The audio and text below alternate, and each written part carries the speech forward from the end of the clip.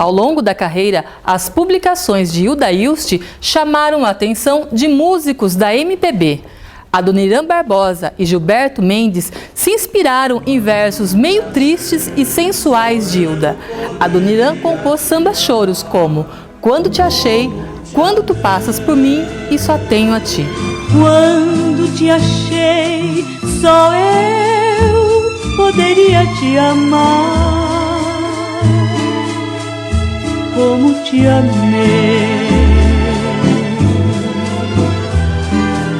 Quando te achei, só eu poderia te amar, como te amei. Quando te achei, havia tanta coisa pra te dar, havia lua cheia sobre o mar, como te amei. Quando te achei, só eu poderia te amar, como te amei.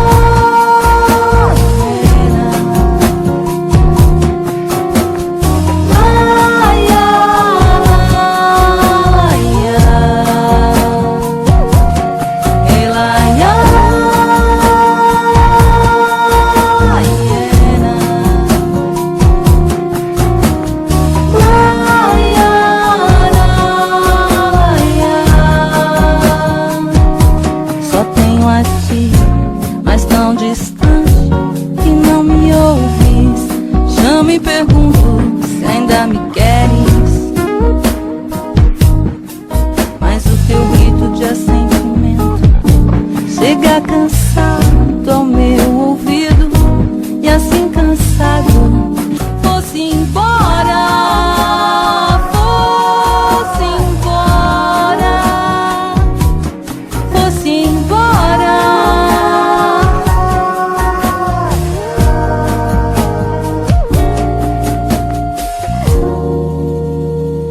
E Gilberto Mendes compôs Trova 1, tendo o primeiro poema de trovas de muito amor para um amado senhor como inspiração.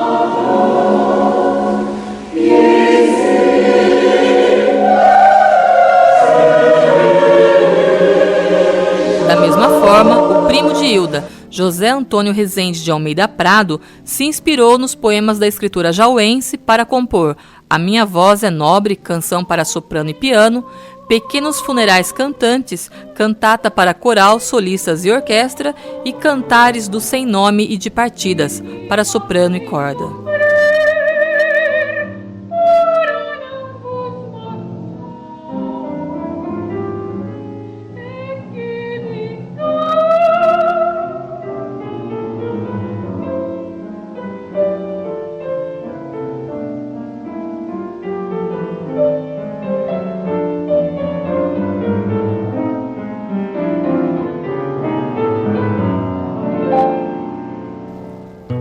Mais recentemente, Zé Cabaleiro também se inspirou em Hilda para ilustrar suas melodias. A gente está aqui indo para Campinas conhecer a Hilda Hilst, que é uma escritora, uma poeta fantástica, um pouco reclusa, assim, que não gosta muito de dar entrevistas e tal.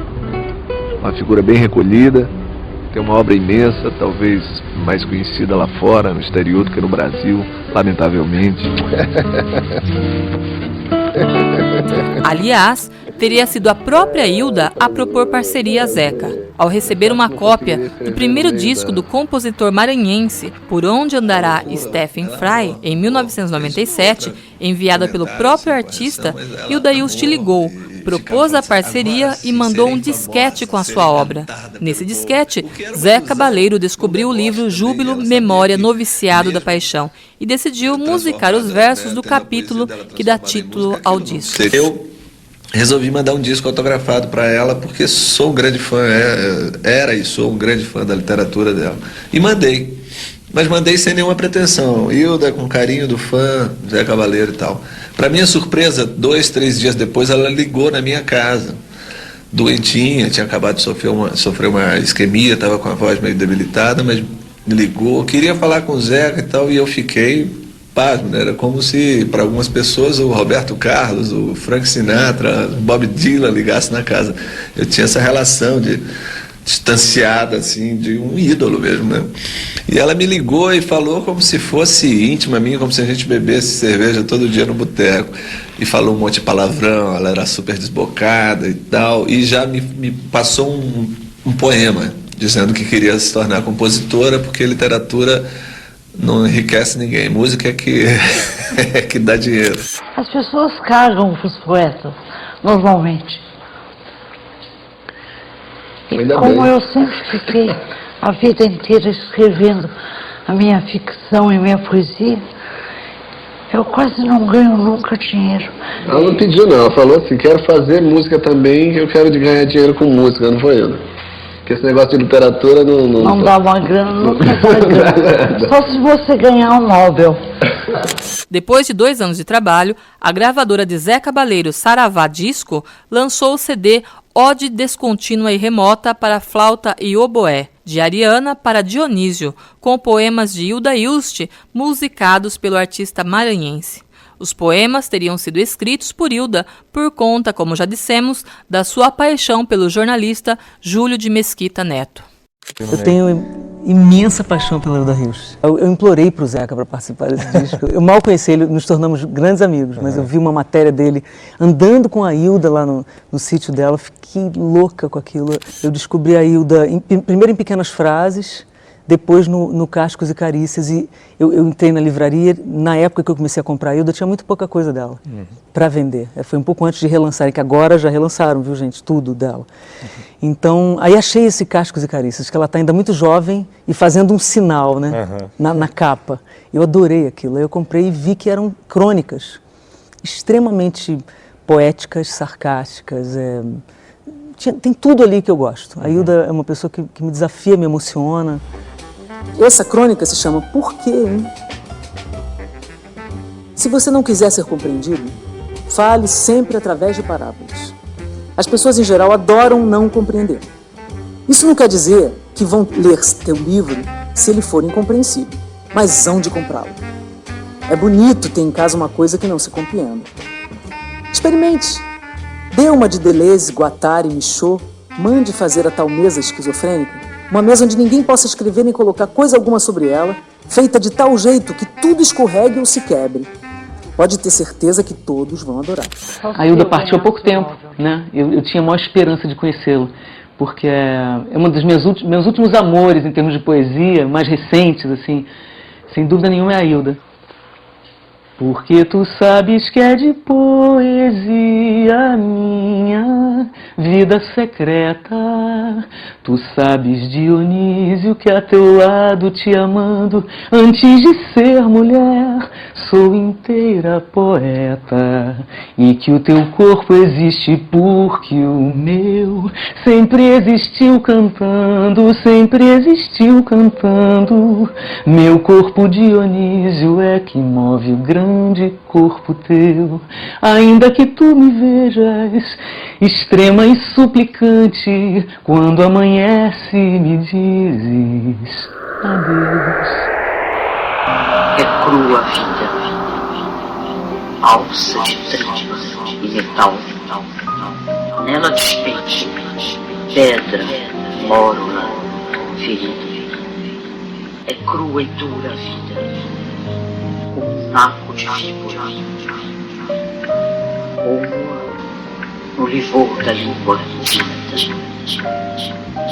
Lavo-te os antebraços, vida, lavo-me no estreito do meu corpo, lavo as vigas dos ossos, minha vida, tua unha, plúmbia, meu casaco, roço. E perambulamos de coturno pela rua, rubras, góticas, altas de porto e copos. A vida é crua, faminta, como o bico dos corvos. Pode ser longe de nós existe arroio, árvore, olho d'água, bebida, vida.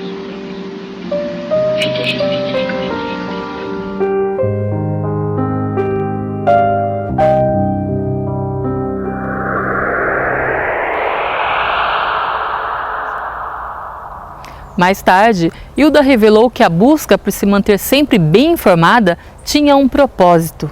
É que para ela, os questionamentos sempre foram muito além da composição literária. A vida após a morte e notícias sobre comunicação com uma outra dimensão, além do plano físico, lhe eram bastante intrigantes. A Hilda, como todos os artistas, né, em geral, assim, ela tinha uma preocupação muito grande com essa coisa da vida, da morte, a sobrevivência da alma. Né, afinal de contas, aquela história, né, quem somos, de onde viemos, para onde vamos, né, que são os enigmas mesmo, né, da humanidade. Então, ela, no trabalho dela, ela estava se propondo sempre, ela estava sempre de frente com esses limites. Né. Se todas as tuas noites fossem minhas, eu te daria, Dionísio, a cada dia uma pequena caixa de palavras. Conheci a Hilda em 1968. Ela já era poeta conhecida e tudo, mas eu não conhecia. E eu vim justamente para ver essa escritora que tinha tido um contato com discos voadores. No ano seguinte, em 1969, eu vim e aí comecei a morar aqui.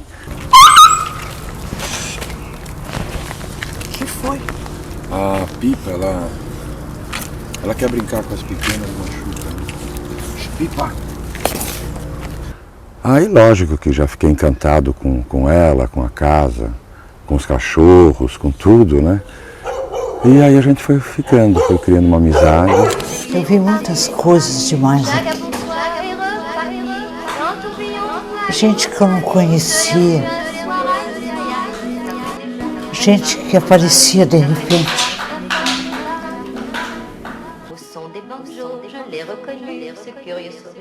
Um dia, aliás foi uma noite, eu ainda não estava aqui. A Hilda estava lendo O Capital Monopolista. Quer dizer, uma coisa completamente assim, que não tinha nada a ver mesmo, né? E de repente ela começou a ouvir dentro dela, né? A perceber uma mensagem. Se você não sair agora, não vai dar mais tempo.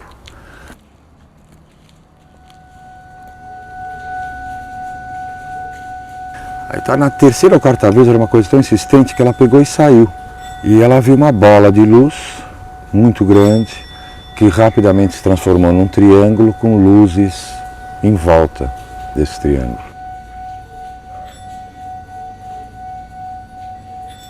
Eu vi um homem vestido de hindu, um menino vestido de hindu. Aí esse menino hindu entrou numa cozinha, ele era vestido com um safari hindu.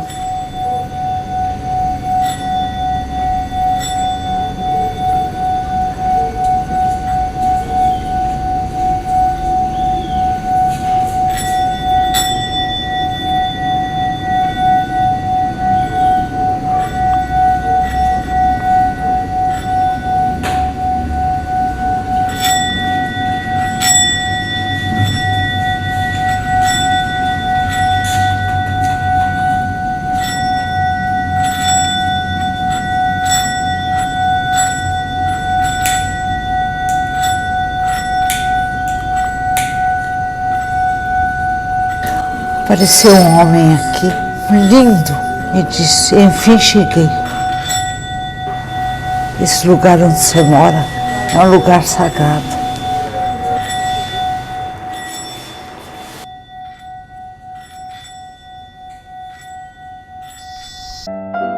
Eu vi um homem muito real, que ele entrou no meu quarto, ele ficou andando pelo meu quarto. Eu tinha um namorado chamado João Ricardo. Nessa hora eu chamei o João, que estava no outro quarto, e eu tinha dito para ele que eu não podia ao mesmo tempo beber, dançar e Mas quando eu vi mesmo que o fantasma tinha estado lá, aí eu falei, João, pelo amor de Deus, fica comigo. Essa não disse que não queria ficar comigo. Falei, mas agora eu quero.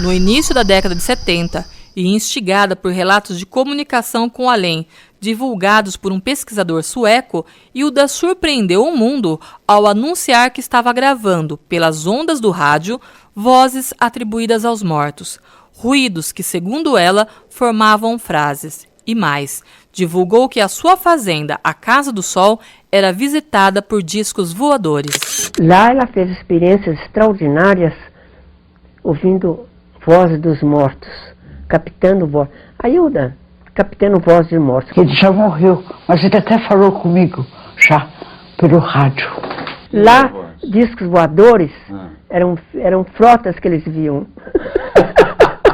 Esses experimentos foram acompanhados de perto, ainda que incrédulos, por físicos de renome como César Lattes, Maris Kemberg e Newton Bernardes. Hilda virou notícia no Fantástico, da Rede Globo, em 18 de março de 1979. No vídeo, Hilda Hilst relata e demonstra gravações feitas na Casa do Sol de transcomunicação instrumental por EVP, sigla em inglês para Fenômeno da Voz Eletrônica. Mas com esta mulher não é assim, porque ela não é uma dessas feiticeiras que aparecem por aí, ou um produto da desinformação, da ignorância. Pelo contrário, é uma escritora respeitada por críticos e intelectuais. Uma mulher sem qualquer ligação com religiões, com misticismo. Uma mulher conhecida pela seriedade, pela inteligência. Ela é Hilda Hilst, que surpreendeu todo mundo há algum tempo ao afirmar pura e simplesmente que estava gravando vozes misteriosas, vozes de mortos. Para conseguir isso, Hilda repete a experiência de um sueco, Fredrik Jürgensen. Ela coloca num gravador ao mesmo tempo um microfone e um aparelho de rádio ligado no espaço entre duas estações e fica gravando. Gravando vozes que só podem ser identificadas com muita paciência e que nem todo mundo consegue ouvir. Para mim, logo no começo, apareceram vozes assim, entravam de repente numa fita, numa música e diziam só Hilda. E depois de 4 anos de trabalho eu recebi uma voz que dizia, vamos estabelecer no mundo rede de telefonia. E de modo que eu não me importo se as vozes são banais ou não. Muitos pesquisadores se chateiam com esse aspecto banal, por exemplo, de comentar a sala, de comentar a roupa, de ter humor, até eles fazem muito humor. Aliás, é uma coisa também que seria bom desenvolver, dissociar essa experiência de qualquer ideia de terror, quer dizer, Bossa Bela Lugosi. Não acontece absolutamente nada com essa comunicação no plano do terror, quer dizer, qualquer pessoa que tenha construído alguma coisa ao redor das vozes no plano do terror, não é verdade. Você já teve algum contato com um cientista para estudar junto com você esse problema, essas vozes? Bom, eu tenho alguns amigos cientistas que são pessoas ótimas e, naturalmente, a gente também dá muita risada porque esse fenômeno é um fenômeno praticamente inexplicável em termos de ciência. Então, eu conversando com eles e tudo, eles acreditam no fenômeno, porque eles sabem que eu não ia fazer uma fraude do fenômeno, né? Mas as pessoas, os cientistas amigos meus que eu conheço, que são pessoas extraordinárias, como o professor César Lattes, o professor Mário Schemberg, eles acham o fenômeno bastante interessante, mas naturalmente cada um tem o próprio trabalho para fazer. Você acha que as pessoas devem acreditar nessas gravações? Eu não acho se devem ou não, eu acho que é um problema delas, porque eu, por exemplo, não pertenço a nenhuma seita, não é? E faço a gravação completamente, vamos dizer, dissociada de religiosidade, né? Então eu converso normalmente, aliás, se você começar a colocar posturas e rituais, as vozes disseram para o Jürgenson que não gostam desse tipo de contato com certa ritualística, essa coisa toda. Então agora, meus irmãos, não há nada disso. Você conversa normalmente, as vozes aparecem sim ou não. Não há nenhuma religiosidade junto com esse fenômeno. Ouça agora uma das primeiras vozes que Hilda conseguiu gravar. Era mais ou menos 11 horas da noite, estavam tocando uma música e de repente aparece o meu nome nessa fita. A cantora, em vez de dizer o que ela teria eventualmente que dizer, ela diz Hilda, mas mais sussurrado, tu es près de moi. Que isso quer dizer, em francês, você está perto de mim. Então eu vou tentar ver se vocês conseguem ouvir.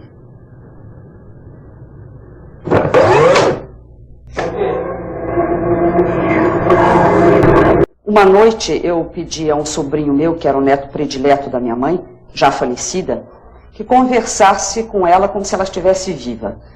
Aí houve um diálogo, quer dizer, houve um monólogo dele, muito extenso. Eu disse, bom, não está acontecendo nada, então termina.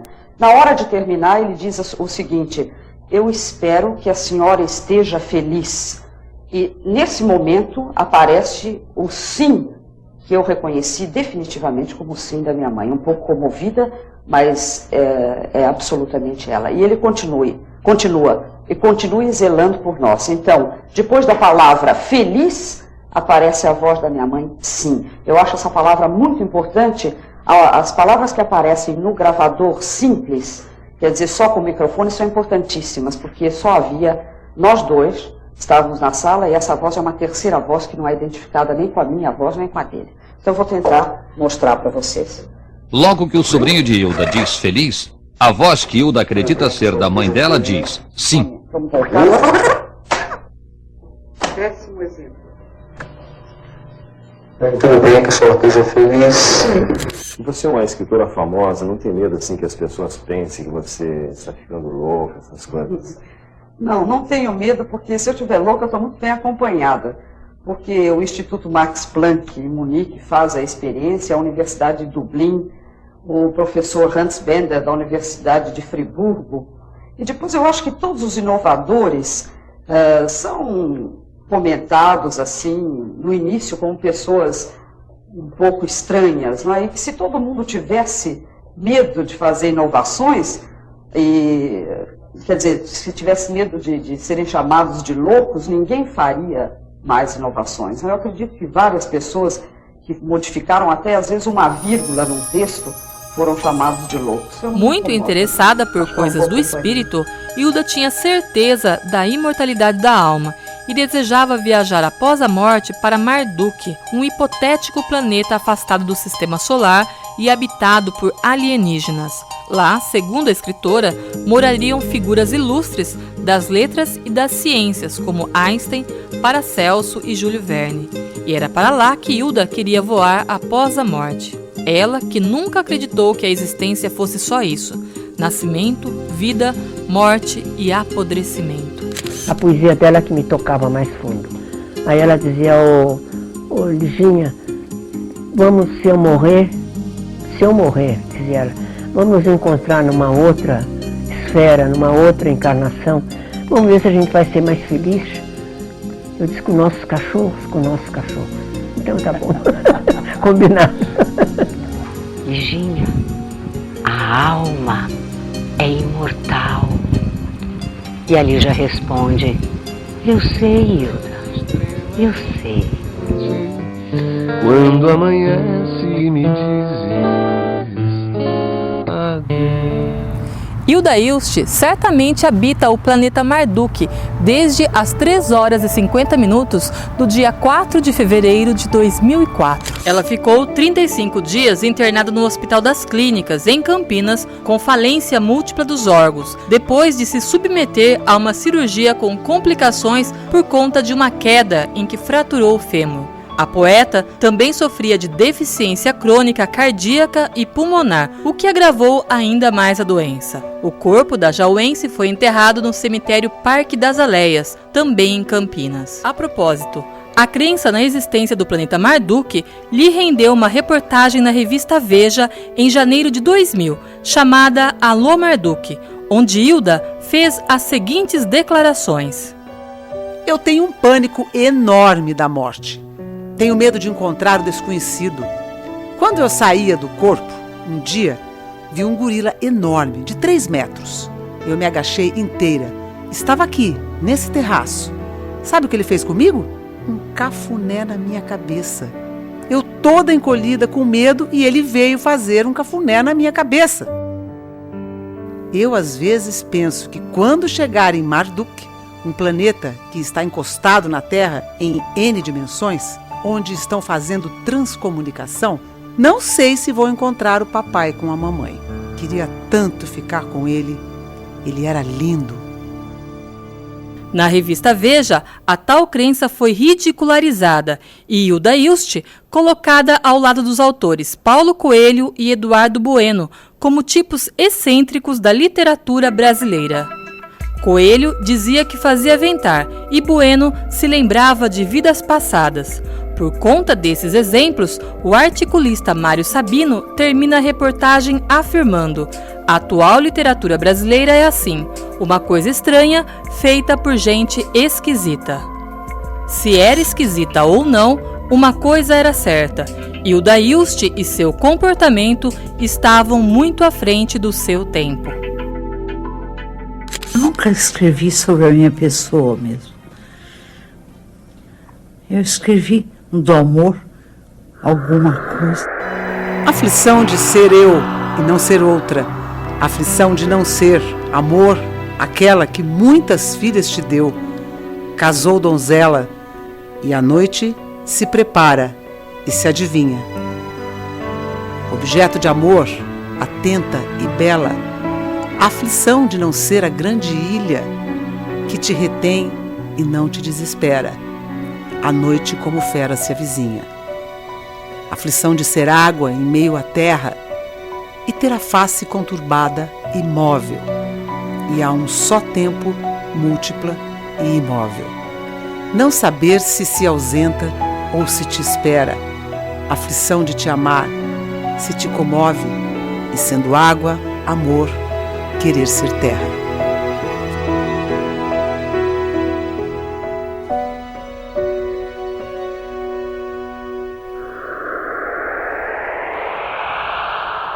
Uma década após a sua morte, Hilda ainda não conseguiu o reconhecimento popular como desejava. Há quem diga que os tempos atuais ainda não são os melhores para compreender Hilda Hilst e o seu legado. Mas se os livros ainda não vendem o que desejaria, ao menos não encalham tanto. Os herdeiros estimam vendas em torno de 5.000 cópias por título. Ela dizia: eu sou um gênio. E ela falava ela isso. Tinha consciência disso. Ela falava isso sem nenhum pedantismo, sem nenhuma empáfia. Ela tinha consciência disso e quem o via realmente sabia que ela era um gênio no que ela estava fazendo. Ela dizia que, já nos anos 90, quando eu estava aqui, para vários amigos nossos, ela dizia: bem, eu só vou ser compreendida, a minha obra só vai ser compreendida 10 ou 20 anos depois da minha morte. E realmente é uma coisa... Que começa a acontecer. 2014, ano que vem, completam 10 anos da morte dela, ela morreu em 2004. E realmente nesses últimos 10 anos é que a obra dela está sendo muito mais difundida, está tendo um alcance muito maior, não só no país, claro que a edição da Editora Globo colaborou muito, o tombamento do Instituto em 2011 também foi muito importante para preservar, né, a casa, manter a casa e a preservação e as traduções todas que estão acontecendo. Né? Então, e com esse projeto de residência, com o teatro que está acontecendo agora aqui também, que nós fizemos um teatro. Então, o Facebook, essa rede social que é uma ferramenta importantíssima, nós temos mais de 12.000 seguidores na página do Instituto Hilda Hilst no Facebook. Isso tudo, né, foram elementos e ferramentas que alavancaram ainda mais a presença dela. Eu posso dizer que o Facebook foi fundamental, né, para chegar no Brasil inteiro, jovens, né, e pessoas também fora do país, né, que procuram, né, a obra dela. Então ela tinha consciência que era uma obra que iria que ela não iria viva colher os frutos, dessa repercussão, como está acontecendo agora. E a tendência é isso aumentar cada vez mais, porque estão havendo cada vez mais interesse em adaptar as peças dela, as 8 peças de teatro, ou fazer adaptações teatrais de textos de prosa dela. Tem 2 filmes em processo. Um deles é o da Gabriela Grebe, que é um documentário que ganhou a Petrobras, agora o incentivo da Petrobras, e um longa-metragem da Taina Miller, que vai ser dirigido pelo Walter Carvalho. Um para 2014 e outro 2015. 2015, exatamente. Cara Cavada é o meu favorito. O Sempre Mudo, né? A superfície de gelo ancorada no riso é bonito também.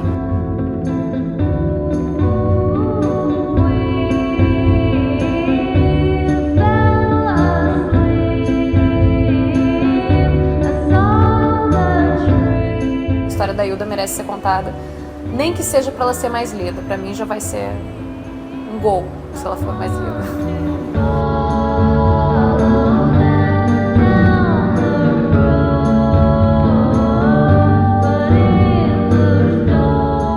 A pulsão erótica é a mesma da morte, né? Então ela está sempre brincando com essas coisas extremas pro humano, que é a morte, o sexo, Deus.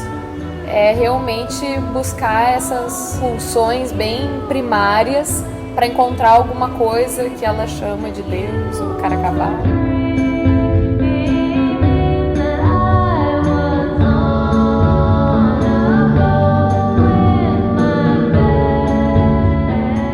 E a gente cria o tempo todo, e a própria memória é uma construção de narrativa recortada.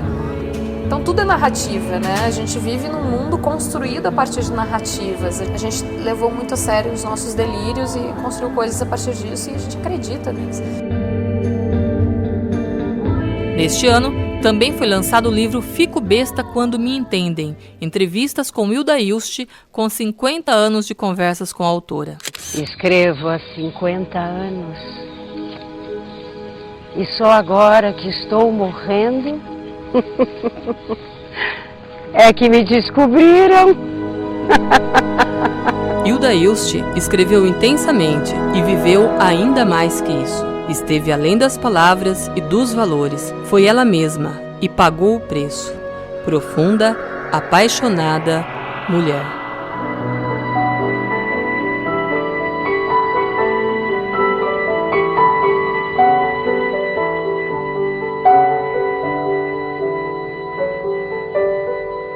Três